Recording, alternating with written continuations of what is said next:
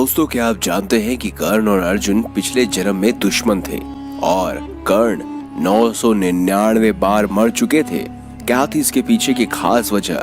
आखिर कौन थे पूर्व जन्म में कर्ण और अर्जुन? चलिए आज की इस खास वीडियो में यही जानते हैं। आप देख रहे हैं अरे जा रहे हैं इनकी दुश्मनी महाभारत युद्ध के समय से नहीं बल्कि उनके पूर्व जन्म के समय से है।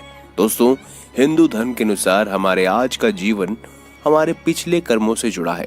कहते हैं कि अच्छे कर्म और अच्छे काम से ही हमें आज का भविष्य और अच्छा जीवन मिल सकता है। ये सब तो आप जानते हैं कि कर्ण ने कवच कुंडल के साथ जन्म लिया था और साथ ही अर्जुन के पिता इंद्रदेव थे। तो महाभारत की संपूर्ण जानकारी तो आपको होगी, और अगर नहीं है तो आप द भक्ति की बहुत सारी वीडियोस देख सकते हैं जिनमें हमने कर्ण और अर्जुन से जुड़ी हुई संपूर्ण जानकारियां दी हैं।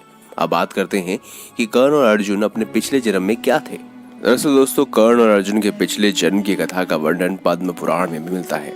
इनके अनुसार एक बार भगवान ब्रह्मा और महादेव के बीच युद्ध होता है। महादेव ब्रह्मा जी के 5वें सर को काट देते हैं। क्रोधित ब्रह्मदेव के शरीर से पसीना आता है और इस पसीने से एक वीर योद्धा उत्पन्न होता है। 2 स्वेद यानी कि पसीने से जन्मा है, इसीलिए स्वेदजा के नाम से वह जाना जाता है। स्वेदजा पिता ब्रह्मा के आदेश से महादेव से युद्ध करने आता है। महादेव भगवान विष्णु के पास क्रोधित ब्रह्मा द्वारा जन्म लेने वाले स्वेदा का हाल जानने जाते हैं। इसका उपाय करने के लिए भगवान विष्णु अपने रक्त से एक वीर को जन्म देते हैं। रक्त से जन्मे इस वीर को नाम मिलता है रक्तजा। स्वेदजा 1000 कवच के साथ जन्मा था और रक्तजा 1000 हाथ और 500 धनुष के साथ जन्मा था, क्योंकि धार्मिक मान्यता है कि भगवान ब्रह्मा भी विष्णु से ही उत्पन्न हुए। इसके आधार पर स्वेदजा भी भगवान विष्णु का अंश था। स्वेदजा और रक्तजा में भयंकर युद्ध होता है। स्वेदजा रक्तजा के 998 हाथ काट देता है और 499 धनुष तोड़ देता है।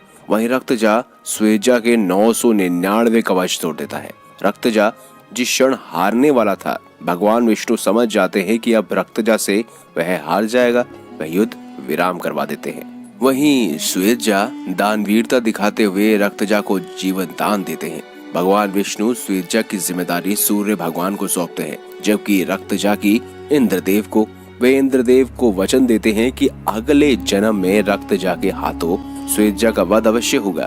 द्वापर युग में इस वजह से ही रक्तजा यानी कि अर्जुन और स्वेदजा यानी कर्ण के रूप में जन्म लेते हैं। और उसके बाद महाभारत के युद्ध के दौरान अर्जुन अपने कई जन्मों के दुश्मन कर्ण की युद्ध के दौरान उसकी वध कर देता है और स्वेदजा जो कि कर्ण थे उनके 1000 कवच निष्क्रिय हो जाते हैं। तो दोस्तों, ये थी इनके पूर्व जन्म की कहानी।